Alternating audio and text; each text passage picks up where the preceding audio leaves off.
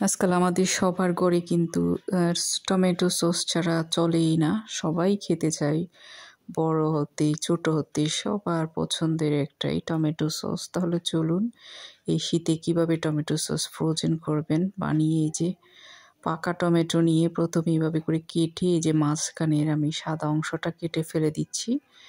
যে সাদা অংশটা ফেলে দিলে টমেটোর সসটা সহজে নষ্ট হবে না, যার কারণে এই সাদা অংশটা প্রথমে ফেলে দিতে হবে।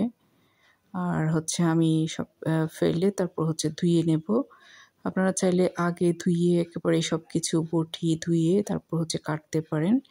এখন চুলায় বসিয়ে দিয়েছি অল্প একটু পানি দিয়ে, আর কয়েকটা দিয়েছি এইভাবে লাল মরিচ, শুকনা মরিচ, আর দিয়ে দিচ্ছি এখানে লবণ। লবণটা তো স্বাদ মতো দিতে হবে।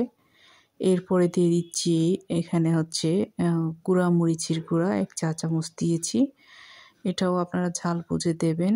দিয়ে দিচ্ছি দারচিনি বড় একটা টুকরো, মাস্ট দেবেন দোকানের মতো করতে চাইলে। লং দিয়েছি 3-4টা। এরপরে দিয়ে দিচ্ছি আমি এখানে পেঁয়াজ আর রসুন, এই যে কিছুটা পরিমাণে পেঁয়াজ রসুন দিয়ে দিয়েছি। এগুলোও পরিমাণ মতো করে দিয়ে দিবেন। এরপরে খুব ভালো করে সিদ্ধ করে পানিটা একটু কমিয়ে নেব।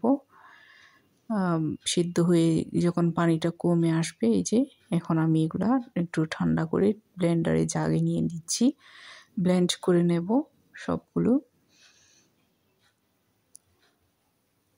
জাগে দিয়ে দিলাম, এখন সবগুলো ব্লেন্ড করে নিব। এই যে ব্লেন্ড করা হয়ে গেলে এখন এগুলো আমি একটা স্ট্রেনার নিয়ে নিচ্ছি, আর এখানে নিয়ে সবগুলো একটু ছেঁকে নিব। এই যে এখানে যে ময়লা আছে ওগুলো ফেলে দিতে হবে। আর যে পাত্রে আমি রান্না করব সেখানে নিয়ে নিয়েছি। এখন দিয়ে দিচ্ছি চিনি 1 কাপ। এটা আপনাদের স্বাদ মতো দিয়ে দিবেন চিনিটা। সব কিছু চেক করে দিতে পারবেন।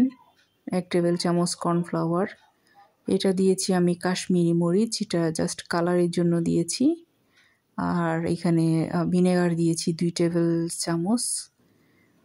লবণ একটু প্রয়োজন হলে এই পর্যায়ে দিয়ে দিতে পারবেন। এখন আমি এগুলো খুব ভালো করে মিক্স করে জাস্ট এটা নেড়ে নেড়ে রান্না করে নেব, যাতে পানিটা, এটার যে পানি বেশি আছে সেটা যেন শুকিয়ে যায়। যেহেতু একটু পানি পানি ছিল, এটা শুকিয়ে নিতে হবে খুব ভালো করে। কিন্তু বেশ কিছু সময় নাড়তে নাড়তে দেখেন বলক উঠে এসেছে, আর আস্তে আস্তে একটু শুকিয়ে নিব আমি রান্না করে। যখন দেখবেন যে আপনাদের প্রপার একটা কনসিস্টেন্সিতে এসে গিয়েছে সসের, তখন আপনারা নামিয়ে ঠান্ডা করে আর এটা ফ্রোজেন করে রাখতে পারবেন অনেক দিন পর্যন্ত।